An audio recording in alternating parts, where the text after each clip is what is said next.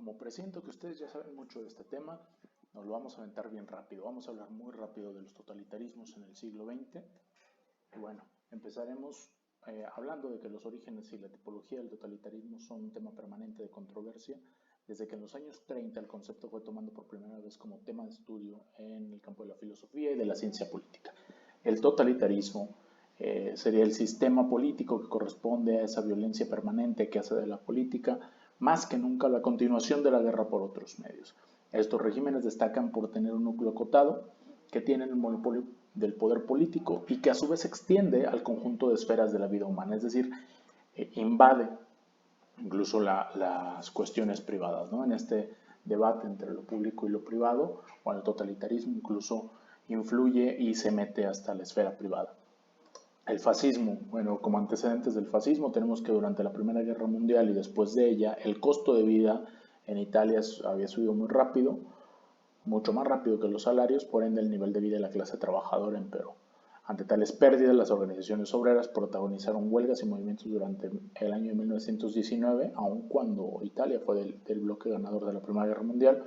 Un gran número de fábricas fueron ocupadas y muchas de ellas pasaron a ser administradas por los propios trabajadores, algunas conquistas comunistas. En este clima de agitación política y social surgió en 1919 un grupo nacionalista, los Faccio de Combate. Uno de los líderes de los Faccio de Combate era Benito Mussolini, un ex maestro de escuela que proponía restaurar el orden en el país, eliminar el comunismo y recuperar el prestigio de la nación italiana en el exterior. Si se fijan, son algunos de los factores comunes. El eliminio o un enemigo común y recuperar el prestigio de la nación. Por lo que en 1929 Mussolini fundó el Partido Nacional Fascista. Su próximo paso fue hacerse cargo del propio gobierno.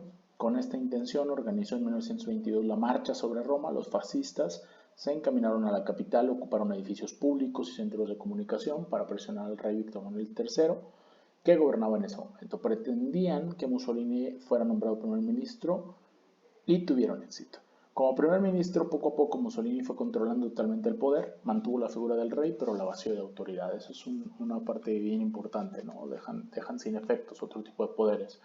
Los partidos políticos fueron disueltos, los opositores incluso los de su propio partido fueron perseguidos o directamente asesinados, se estableció la censura de prensa, se instauró la pena de muerte y se prohibió y persiguió toda actividad sindical no fascista. La radio, el cine, el teatro estaban igualmente controlados, la enseñanza en escuelas y universidades era supervisada y se escribieron nuevos libros de texto que elogiaban el propio fascismo. Esta parte ideológica y de cualquier otra oposición o pluralidad estaba eliminada. En la política económica, el fascismo defendió el capitalismo, pero impulsó una fuerte intervención del Estado, es decir, un capitalismo prácticamente desde el Estado, así como la independencia económica de Italia. Erige un Estado capaz de regular, dirigir, inspeccionar y juzgar todo proceso que involucre al ser humano. Ojo, al ser humano, no las cuestiones públicas.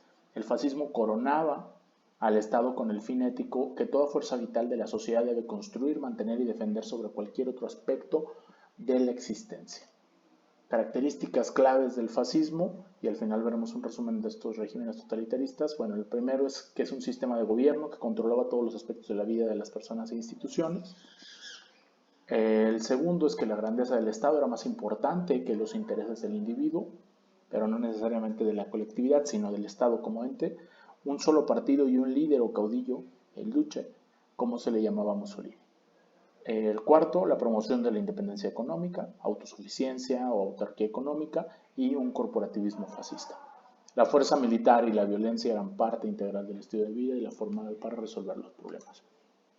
El fascismo niega que el número, por el simple hecho de ser número, pueda dirigir las sociedades humanas. Niega que este número pueda gobernar mediante una consulta periódica. Afirma la desigualdad irremediable, fecunda y beneficiosa de los hombres que no se puede nivelar mediante un hecho mecánico y extrínseco como es el sufragio universal. Esta era parte de la doctrina del fascismo, dicha por Mussolini, donde las desigualdades no solo se veían como inevitables, sino como beneficiosas incluso.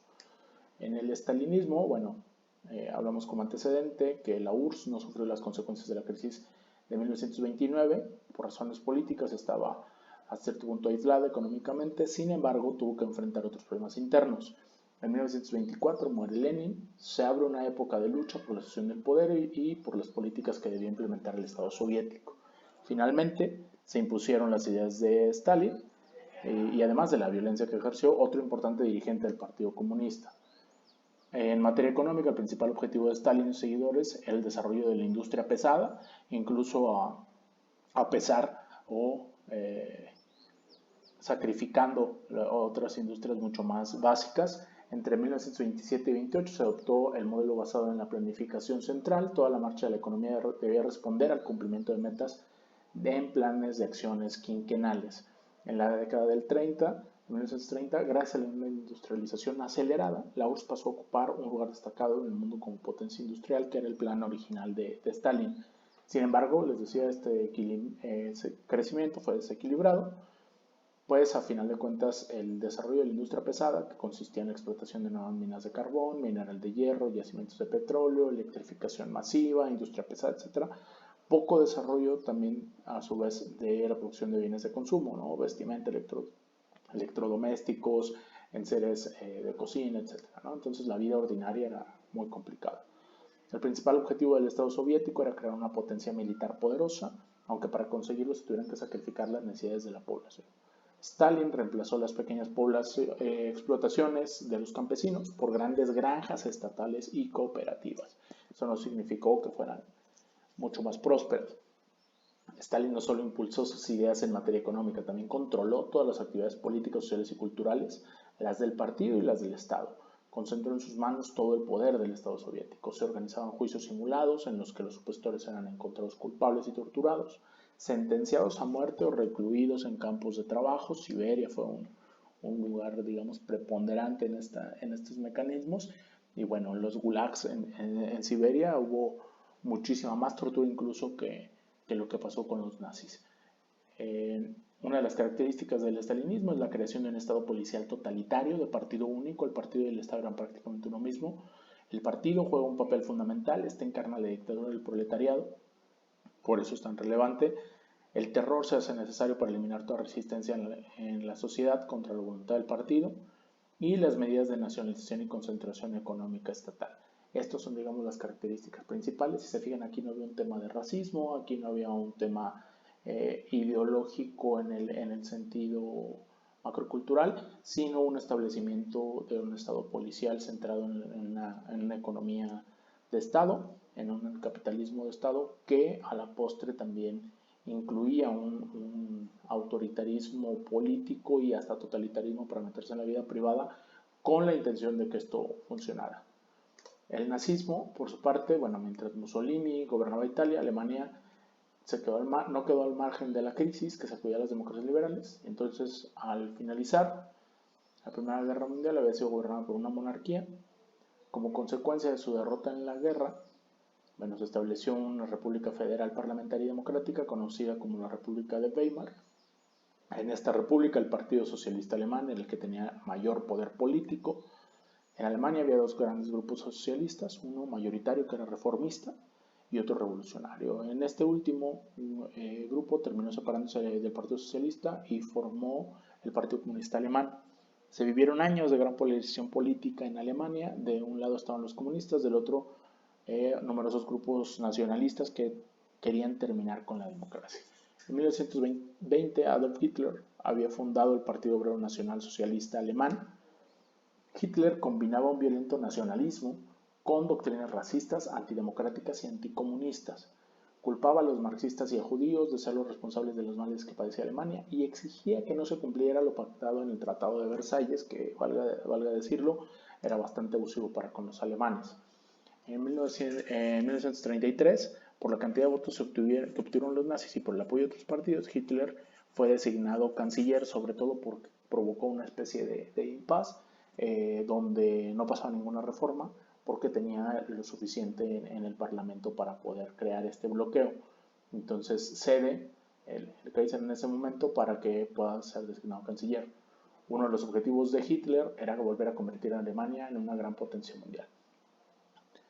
Una vez que se convierte en Führer, es decir, que no nada más se convierte en canciller, sino que también toma la figura, digamos, de jefe de Estado, Dio prioridad a la industria pesada y sobre todo a lo de los armamentos, violando las disposiciones del Tratado de Versalles, que decían que Alemania podía tener máximo un ejército de 100.000 hombres, y bueno, en algún punto Alemania tenía 1,5 millones de soldados.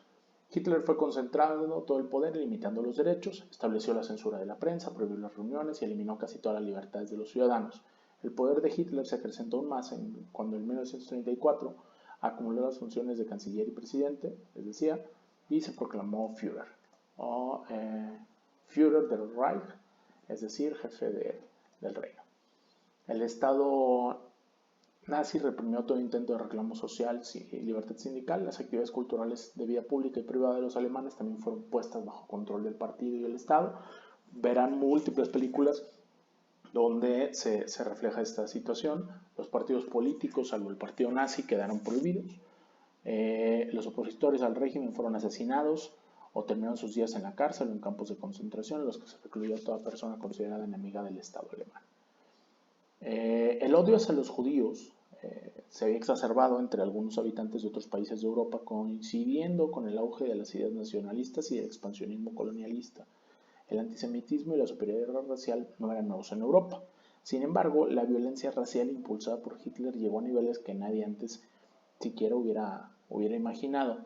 La eliminación de los judíos era parte de la ideología nacionalsocialista y se sustentaba en el supuesto de que entre los hombres existen razas superiores e inferiores. A su plan de exterminio de los judíos, Hitler lo llamó la solución final a esta situación. Las características del nazismo, básicamente, era un sistema de gobierno que controlaba todos los aspectos de la vida de las personas y de las instituciones, un concepto social darwinista de que los débiles deben perecer, pero además los débiles eran los otros, no ellos, un rechazo al comunismo, sostenía teorías raciales basadas en la creencia de la existencia de una raza superior aria que era superior a todas las demás razas. La adquisición de tierras y suelos era un requisito para moldear la economía alemana y posicionarse como nación poderosa. Entonces, el expansionismo era prácticamente obligado para este proyecto de nación que tenían los nazis. El franquismo, bueno, en la mayoría de los países europeos, la crisis de 1929 también provocó en España desempleo, agitación política, etc. En 1931 la monarquía fue reemplazada por una república que democratizó la vida política de España. Se iniciaron reformas sociales y económicas que intentaban distribuir la riqueza que hasta ese momento acaparaba un grupo pequeño. Entonces, de alguna manera tratan de democratizar. Sin embargo, los enfrentamientos entre nacionalistas y republicanos se transformaron en una constante de la vida política española y en 1936 Francisco Franco encabezó un levantamiento militar contra la propia república. Durante 3 años, los franquistas y republicanos libraron una batalla en todo el territorio español. Hitler y Mussolini apoyaron a Franco con armamento y hombres.